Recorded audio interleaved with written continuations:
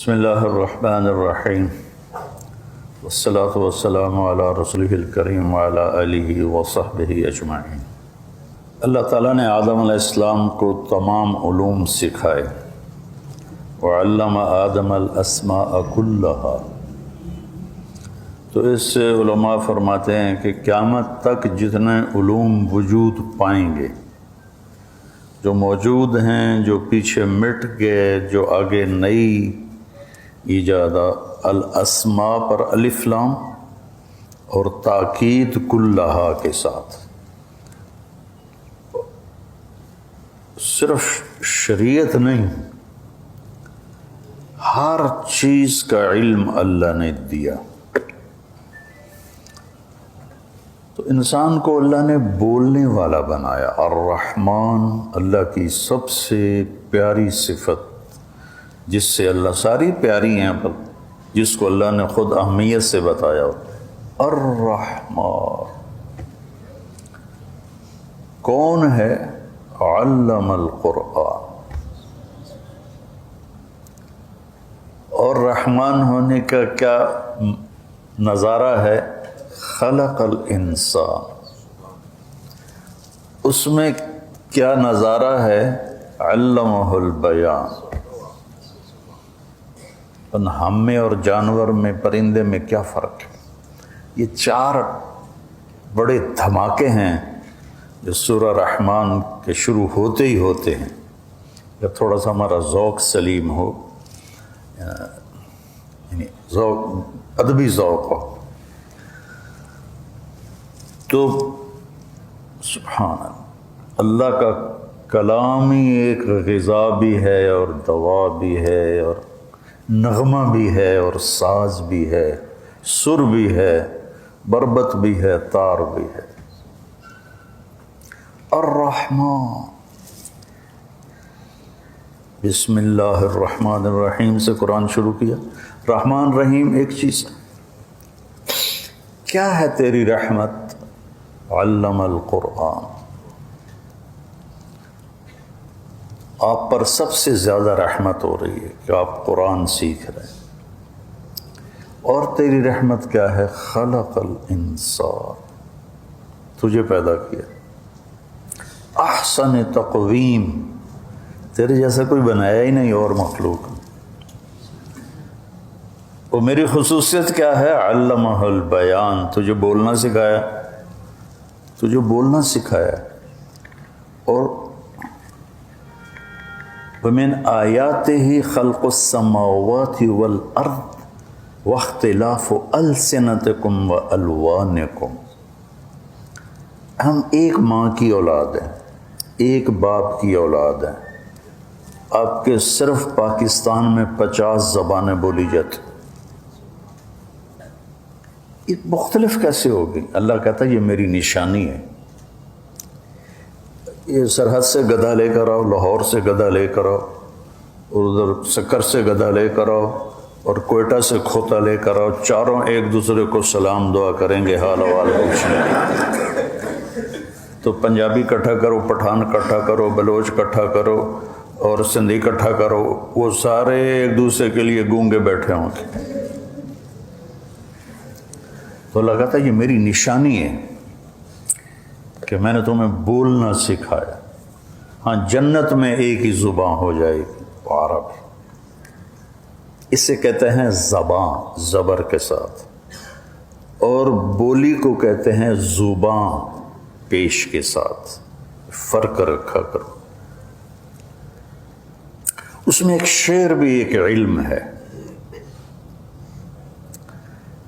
شعر شعور سے ہے، وہ کلام جو شعور میں حرکت دے دے، ہلچل مچا دے، جوش آ جائے، چشمے بھی ابل ابل کے اچھل اچھل کے گرنے لگیں، انسانی دل پھڑکنے لگیں، اور ایک سادہ سی بات اتنی طاقتور بن کے دل پہ اترے کہ پورا وجود کانپ جائے۔ تو اس لحاظ سے پہلے شاعر آدم علیہ السلام ہی ہوں، چونکہ اللہ نے ان کو ہر علم دیا، تو پہلے شاعر حضرت آدم علیہ السلام ہی ہیں۔ پھر شاعری کا موضوع بن گیا عشق، معاشقہ، بہادری، خوشامد، یہ بن گیا۔ تو ایک عرب کہتا ہے قالوا حجرت الشعر قلت ضرورتا، ارے بھائی شعر کہنے کیوں چھوڑ دیے؟ کہا یار مجبوری ہے۔ باب الدواعی والبواعث مغلق، جس کی وجہ سے شعر کہا جاتا ہے وہ وجہ ہی نہیں پائی جا رہی۔ اچھا جی شاعر صاحب کیا وجہ ہے؟ کہ خلت الدیار، لاہور خالی ہو گیا، فلا کریم یرتجا، کوئی سخی لبدہ ہی نہیں، منہ النوال ولا ملیح یعشق، نہ کوئی معشوق ملتی ہے اور نہ کوئی سخی ملتا ہے، تو شعر کی آنکھاں خاک آنکھاں۔ تو یہ موضوع بن گیا اشعار کا۔ شعر میں کوئی پیغام دے کر اگر گیا ہے تو میں تو ایک چھوٹا سا طالب علم ہوں، لیکن جتنا میں نے پڑھا ہے اقبال کے علاوہ پیغام کوئی نہیں ہے، اتنا جامع پیغام رحمۃ اللہ علیہ۔ عربی شجاعت علی تقتحم الفوارس ہاکذا عنی وعنہم خبروا اصحابی، یہ اپنے دشمن کو قتل کرنے کے بعد شاعر کہہ رہا ہے سارے انو دس دیو اے ہویا پہ جے۔ وَصَدَرْتُ حِينَ تَرَكْتُهُ مُتَجَدِّلًا كَالْجَزْعِ بَيْنَ دَكَادِدٍ وَرَوَابِ، جب میری تلوار چلی تو پھر وہ ایسے گرا جیسے کھجور کا تنا گرتا ہے، پڑا ہوا تھا۔ یہ تو شاعر اسلام ہے حضرت علی۔ اور شاعر جاہلیت یدعون عنتر والرماح كأنها اشطان بیر فی لبان الادہم ما زلت ارمیہم بغرۃ وجہہ ولبانہ حتی تسربل بالدم۔ یہ ایک ہے اسلوب اور طریقہ اشعار کا کہ اپنی دلیری، بہادری بیان کرنا۔ رب لا تجعل موتتی بین النساء النوائح، یا اللہ مجھے گھر میں نہ مارنا، ولیکن قتیلا یدرج الطیر من جوانحی، مجھے ایسے مارنا کہ میں قتل ہوں اور کوے میرا خون پئیں، میری نسوں سے نکال کے، اور پرندے میرے گوشت کی بوٹیاں نوچیں۔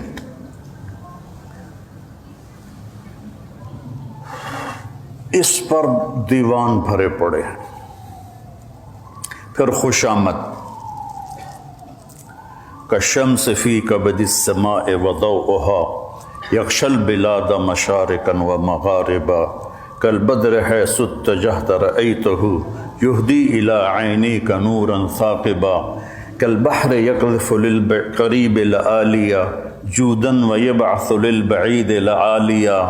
یہ وہ متنبی نا ایک بادشاہ کو بیوقوف بنا رہا ہے۔ خوشامد بیوقوف بنانا ہی ہوتا ہے، یہ خوشامد کا نمونہ ہے۔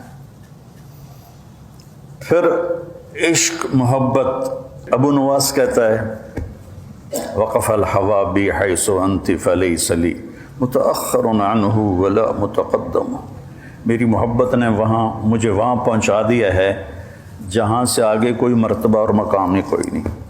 اجد الملامت فی ہواک لذیذۃ حبا لذکرک فلیلبنی لوم، تیرے عشق میں نا مجھے گالیاں بڑی پڑتی ہیں۔ تو سننے والے کہتا وہ کس لیے؟ کہ اس لیے کہ وہ تیرا نام اس میں بار بار لیتے ہیں نا، تو جب وہ میں تیرا نام سنتا ہوں تو گالیاں بھول جاتا ہوں، تیرے نام کی لذت لیتا رہتا ہوں۔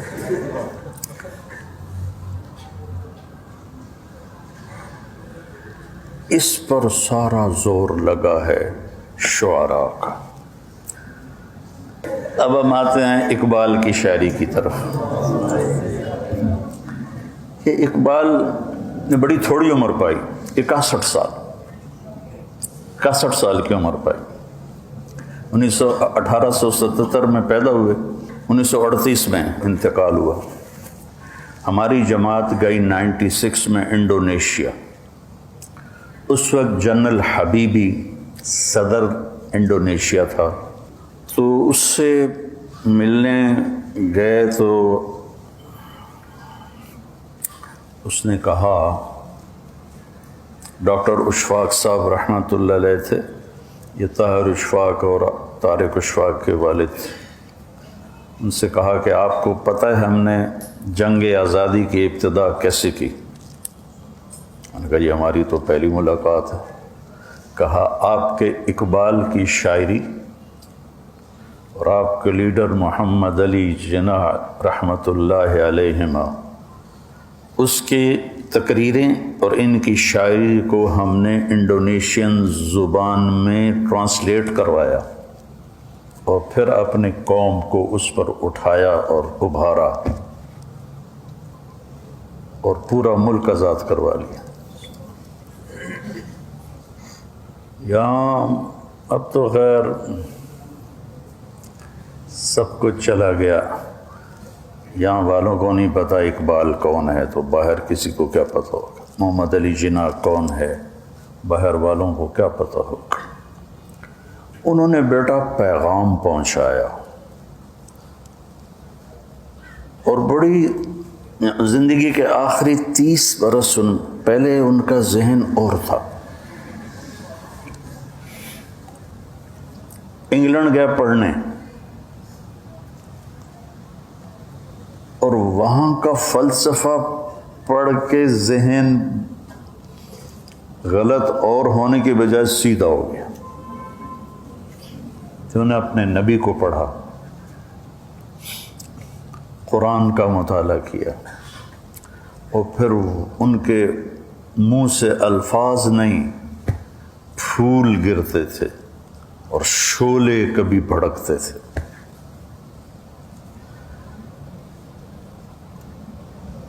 اگر آپ میں سے کسی کو اللہ ذوق دے نا تو اس کی کوشش کیا کرے کہ مزید آگے بڑھ جائے، چونکہ اس کا تعلق پڑھنے لکھنے سے نہیں ہے، اللہ کی عطا ہے۔ ہمارا ایک میراثی تھا، بالکل ان پڑھ، اتنا بڑا شاعر تھا، فی البدی شروع ہو جاتا تھا پنجابی میں۔ تو یہ اللہ کی عطا ہے، اس کو ہم پڑھنے لکھنے سے نہیں کر سکتے۔ اب عربی میرا ذوق ہے، اردو میرا ذوق ہے، لیکن میں شعر یاد تو کرتا ہوں، شعر کہتا نہیں۔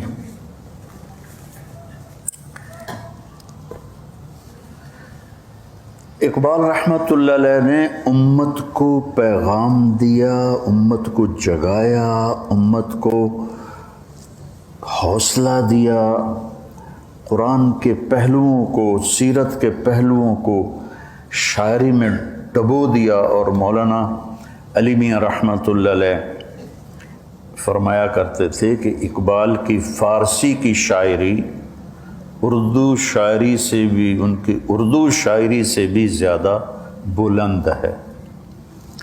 ایران میں ایک ایڈیٹوریم بنا، تو وہاں اس کے بڑے گیٹ پر اقبال رحمۃ اللہ علیہ نے جو مرثیہ لکھا امام حسین علیہ السلام کا، بادشاہ است حسین، وہ لکھا ہوا تھا، نیچے محمد اقبال۔ تو ان کا جب آیا نا مہمان خصوصی افتتاح کرنے، تو اس نے ایسے اس کو پڑھا، دیکھا نیچے اقبال۔ وہ کہنے لگا تمہیں ایران میں کوئی شاعر نہیں ملا کہ تم ایک ہندی کو یہاں لے کر آ گئے ہو؟ تو انتظامیہ جنہوں نے بنایا تھا کہنے لگے حضور آپ ہمیں کوئی شاعر نکال کے دے دیں ایران کا جس کا کلام ایسا ہو، تو پھر ہم یہ مٹا دیں گے، وہ چڑھا دیں گے، تو وہ آگے چپ ہو گئے۔ اس کی فارسی شاعری بڑی زبردست۔ تو امت کو پیغام، اللہ سے باتیں، کیوں ضیاءکار بنوں سود فراموش رہوں، فکر فردا نہ کروں، محو غم دوش رہوں، نالے بلبل کے سنوں اور ہماتن گوش رہوں، ہم نوا میں بھی کوئی گل ہوں کہ خاموش رہوں۔ اب یہ وہ اللہ سے بات کرنا چاہتا ہے، امت کو ماضی یاد دلانا چاہتا ہے۔ ساز خاموش ہیں فریاد سے معمور ہیں ہم، نالا اگر لب پہ آتا ہے تو مجبور ہیں ہم۔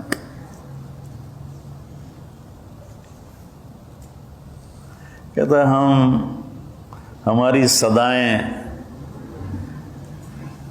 گونجتے گونجتے گونجتے گونجتے ہمارے سازوں کے تار ہی ٹوٹ گئے، تو ہم ساز خاموش بن گئے۔ لیکن پھر بھی اگر زبان پہ آہ آتی ہے تو ہم مجبور ہیں۔ تھوڑے تھوڑے نمونے سنا تو سارا دن اب وہ پلٹے اس طرف کہ یا اللہ ہم نے تیرے دین کے لیے کیا کیا، تھے ہم ہی ایک تیرے مارے کا آراؤں میں، خشکیوں میں کبھی لڑتے کبھی دریاؤں میں، دی اذانیں کبھی یورپ کے کلیساؤں میں، کبھی افریقہ کے تپتے ہوئے صحراؤں میں، شان آنکھوں میں نہ جچتی تھی جہاں داروں کی، کلمہ پڑھتے تھے ہم چھاؤں میں تلواروں کی، تجھ سے سرکش ہوا کوئی تو بگڑ جاتے تھے، تیر کیا چیز ہے ہم توپ سے لڑ جاتے تھے، نقش توحید کا ہر دل پہ بٹھایا ہم نے، زیر خنجر بھی یہ پیغام سنایا ہم نے۔ کیا شاعر!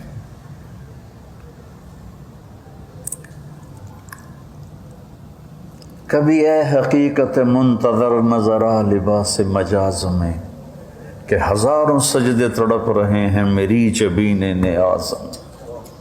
اوئے ہوئے ہوئے، جو میں سر بہ سجدہ زمیں ہوا تو زمیں سے آنے لگی صدا، تیرا دل تو ہے صنم آشنا، تجھے کیا ملے گا نماز میں۔ وَإِذَا قَامُوا إِلَى الصَّلَاةِ قَامُوا كُسَالَىٰ۔ اور یہ جو صبر ہے، صبر، اس کو جس پیرائی میں اقبال نے بیان کیا ہے شاید ہی کوئی بیان کر سکے۔ برداشت جب کوئی چیز کر رہی، اس پر ہم ہتھوڑی ماریں تو یہ ٹوٹے گی نا، یا خم آ جائے گا۔ برداشت آدمی کو توڑ دیتی ہے، اور خاص طور پر لوگوں کے رویے وہ انسان کو چور چور کر دیتے ہیں۔ بول اور رویہ، صرف چہرہ ایسے بگاڑ کے دیکھو تو اگلے کا کیا سے کیا حشر ہو جاتا ہے۔ تو اب اس نے کہنا یہ تھا کہ صبر کرو، جیسے اللہ نے کہا یا ایھا الذین آمنوا اصبروا وصابروا ورابطوا لعلکم تفلحون۔ لیکن انہوں نے کیا کہا؟ تو بچا بچا کے نہ رکھ اسے ٹوٹنے دے، تیرا آئینہ ہے وہ آئینہ کہ شکستہ ہو تو عزیز تر ہے نگاہ آئینہ ساز۔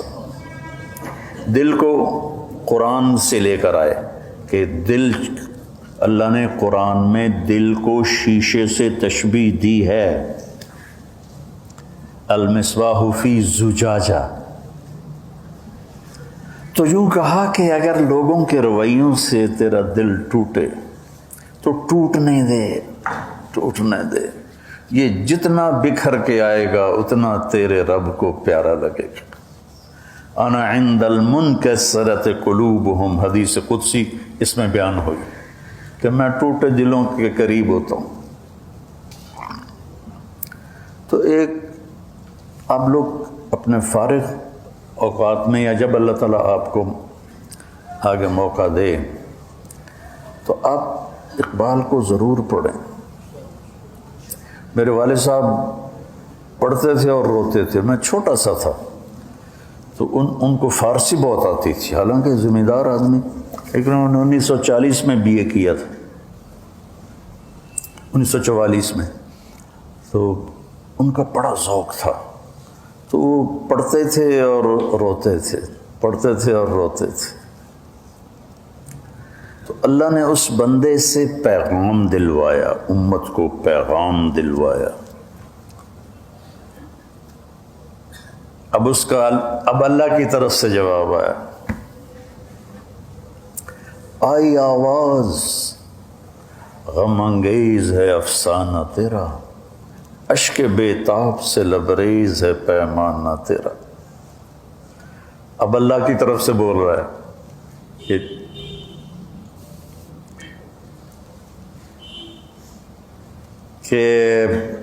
میرے گلے کے بدلے میں جواب آیا، ہاں میرے بندے واقعی بڑی دکھی کہانی ہے تیری، اور بڑے بیتاب آنسوؤں میں بھیگی ہوئی ہے کہانی تیری، لیکن ہم کیا کریں، ہم تو مائل بکرم ہیں، کوئی سائل ہی نہیں، راہ دکھلائیں کسے راہ رو منزل ہی نہیں، تم ترستے ہو کلی کو وہ گلستاں با کنار۔ ایک مصرع ہے یہ، تو وہ پھر جواب شکوہ آتا ہے کہ میں تو دینے کو تیار ہوں، آؤ تو صحیح، ہم تو مائل بکرم ہیں، آ جاؤ، کوئی مانگے تو صحیح، کسے راہ دکھلاؤں، کوئی راہ ڈھونڈنے والا، کوئی راہ کا تلاش کرنے والا، کسی رہبر کی تلاش میں ہو تو میں راستہ دکھلاؤں۔ تمہارے بڑوں نے باغات کو ٹھوکر مار دی اور تم چند کلیوں پہ بک جاتے ہو، تم ترستے ہو کلی کو وہ گلستاں بکنار۔ ہائے میرے بچوں، یہ دو بڑے محسن لوگ گزرے ہیں پاکستان کے۔ 1938 میں ان کا انتقال ہوا۔ 1930 میں الہ آباد میں انہوں نے سب سے پہلے ایک الگ ملک کا تصور پیش کیا کہ ہمیں ایک الگ ملک چاہیے جس میں مسلمان، ان کا تو تصور بہت عالی شان تھا، انہیں کیا خبر تھی کہ ادھر بھی وہی کچھ ہوگا جو وہاں ہو رہا ہے۔ اس وقت جو ہماری قوم کر رہی ہے، یہ سب حکومتوں کو گالیاں نکالتے ہیں، تجھے کیوں فکر ہے اے گل دل صد چاک بلبل کی، تو اپنے پیرہن کے چاک تو پہلے رفو کر لے، کہ اپنے سے شروع کرو۔ تمنا آبرو کی ہے اگر گلزار ہستی میں، تو کانٹوں سے الجھ کر زندگی کرنے کی خو کر لے۔ چوپڑیاں کھاون نال نہیں انسان ترقی کرتا، سنوبر باغ میں آزاد بھی ہے پابگل بھی ہے، انہی آزادیوں انہی پابندیوں میں زندگی کرنے کی خو کر لے۔ ان کی شاعری میں فارسی الفاظ بھی بہت ہیں اور عربی الفاظ بھی بہت، تو مشکل ہوتا ہے۔ تو اب وہ ایک کیا خوبصورت ان دو شعروں کی بات کر کے پھر میں بس کرتا ہوں۔ اگر دنیا میں عزت کے ساتھ رہنا ہے تو پھر روٹی کے غلام نہ بنو، پیسے کے غلام نہ بنو۔ اب اس کے ساتھ بخاری کی حدیث جوڑو، تعس عبد الدینار وعبد الدرہم وعبد القطیفہ، برباد ہو گیا سونے کا غلام اور چاندی کا غلام اور زیب و زینت کا غلام برباد ہو گیا، تو کانٹوں سے الجھ کر زندگی کرنے کی خو کر لے۔ یہاں تم عیاشی کر بھی نہیں سکتے، موت ہے پیچھے لگی ہوئی، بیماریاں لگی ہوئی ہیں۔ اب رانا صاحب چاہیں گے کہ ان کے منہ میں یہ پائپ لگا رہے، یا میں چاہوں گا کہ مجھے ہارٹ اٹیک ہوتا اور مجھے سٹنٹ پڑتے؟ تو کہا یہاں مشقت کے لیے آئے ہو، یہ کانٹوں بھرا راستہ ہے، تو کانٹوں سے الجھ کر زندگی کرنے کی خو کر لے۔ ہمارا معاشرہ پیسے پہ بک گیا اور فحاشی پہ فروخت ہو گیا، بے حیائی کلچر بن گئی، اور پھر آگے کیا خوبصورت تشمیع دی ہے. بوہڑ کا درخت دیکھا آپ لوگوں؟ کتنا بڑا ہوتا ہے, کتنا پھیلتا ہے. ہمارے وہاں قدیم گاؤں میں ایک بوہڑ ابھی تک ہے, باقی تو کٹ کٹ آ گئے. وہ ایسے تمہاری یہ جو مسجد ہے نا, اس کا یہ اندر ہال, اس سے بھی زیادہ اس کا پھیلاؤ ہے. وہ کیا کرتا ہے, وہ اپنی جو شاخیں ہیں نا, اس سے شاخیں نیچے لاتے لاتے لاتے زمین میں گاڑ دے کر دیتا ہے, اور اس سے بھی جڑ بنا دیتا ہے. میرے شعر کی تشریح کے بعد دیکھنا جا کے. صنوبر کہتے ہیں کس کو, تو اس کی ایسے جڑیں ہوتی ہیں, اور وہ پھر اس کو طاقت ملتی ہے, اور وہ پھیلتا ہے پھیلتا ہے پھیلتا ہے پھیلتا ہے پھیلتا ہے. باقی کوئی درخت ایسے نہیں پھیلتا. وہ کہہ رہے ہیں تو مسلمان ہے, اسلام کی پابندیوں میں آ جا. چونکہ تم بوہڑ کے درخت کو دیکھو تو وہ آزاد بھی نظر آتا ہے, او جا رہا ہے او جا رہا ہے, لیکن نیچے دیکھو تو پابندیوں میں جکڑا ہوا ہے. تو اگر تم دنیا میں عزتیں آزادی چاہتے ہو تو محمد مصطفیٰ کی غلامی میں اپنی جڑوں کو پیوست کر دو. کہ محمد سے وفاتوں نے تو ہم تیرے ہیں, یہ جہاں چیز ہے کیا لوح و قلم تیرے. اور پھر اپنا درد بھرا دکھڑا, انہوں پتہ ہی کسی نے پتہ ہی نہیں ہونا کہ شکوہ جواب شکوہ بھی کوئی شے ہے.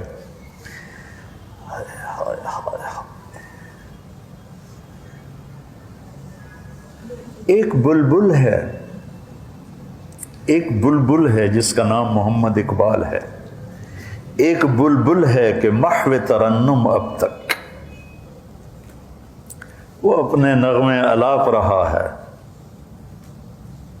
اس کے سینے میں ہے نغموں کا تلاطم اب تک, اس کے سینے میں نغمے ابلتے ہیں مچلتے ہیں. قید موسم سے رہی آزاد رہی طبیعت اس کی, نہ اس نے بلبل نے کبھی خزاں دیکھی. وہ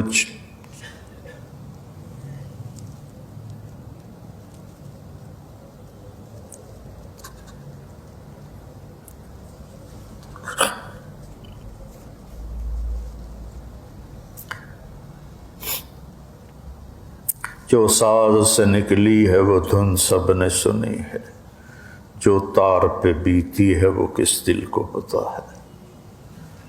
وہ بلبل خزاں میں بھی تڑپتی رہی اور بہار میں بھی تڑپتی رہی. خزاں میں بھی نغمے اس کے گونجتے رہے اور بہار میں بھی گونجتے رہے.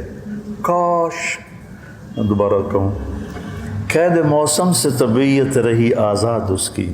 کاش گلشن میں کوئی سمجھے فریاد اس کی.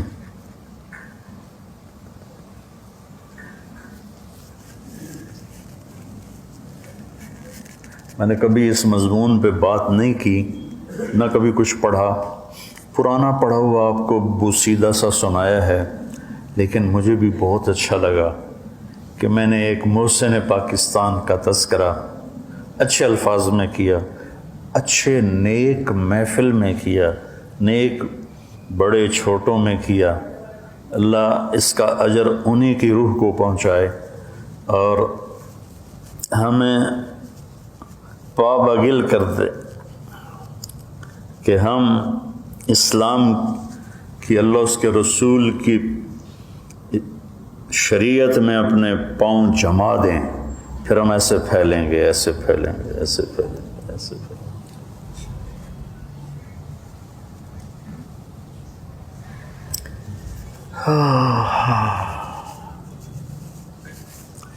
پرواز ہے دونوں کی اسی ایک فضا میں. کہا یہ ایسی آسمان میں گدھ بھی اڑ رہا ہے اور عقاب بھی اڑ رہا ہے. شاہین کا جہاں اور ہے, کرگس کا جہاں اور ہے.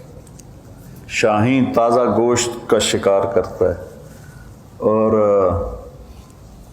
گدھ جب بدبودار ہو جاتا ہے جیفا میت تو اس کو جا کے نوچتا ہے، کھاتا ہے. ہم کینیا گئے 2015 میں، چلا تھا 8 ملکوں کا سفر. تو میں نے کہا یار جنگل بھی دکھا دو، پتہ نہیں دوبارہ آنا تک. تو وہاں سے ہم نے 2 گھنٹے کی فلائٹ لی، چھوٹا سا جہاز تھا 14 سیٹوں کا.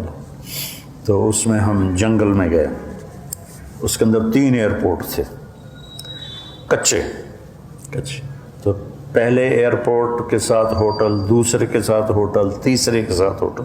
کچھ مہمان پہلے ہوٹلوں کے، کچھ درمیان، کچھ آخر. تو میں نے تینوں دیکھے، چونکہ میرا ہوٹل تیسرے ایئرپورٹ پر تھا.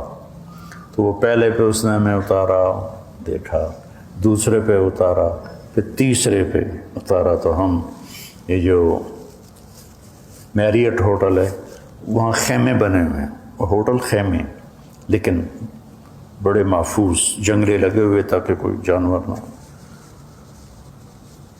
تو ہم صبح نکلے جنگل کو دیکھنے کے لیے، گائیڈ ہمیں لے کے چلا. تو بہت کچھ دیکھا، لیکن جو اس شعر کی مناسبت سے مجھے یاد آیا ہے کہ پرواز ہے دونوں کی اسی ایک فضا میں، کرگس کا جہاں اور ہے جہاں شاہی کا جہاں اور. کہ ایک وہ تھے جنہوں نے اللہ کو راضی کیا، ان کی دنیا اور تھی. ایک آج ہیں جو کہتے ہیں پیسے کے بغیر کوئی زندگی نہیں، ان کی دنیا اور ہے. تو میں نے ایک جگہ دیکھا، ہم جا تو کہیں اور رہے تھے لیکن میں لیفٹ سائڈ پر تھا تو میری ایسے نظر پڑی تو ایک بیٹھا ہوا تھا گدھ اور ایک عقاب. گدھ عقاب سے بڑا ہوتا ہے، وہ ایک ڈھانچہ پڑا ہوا تھا، ڈھانچہ پنجر، وہ انہوں کھدی جاندہ ہے.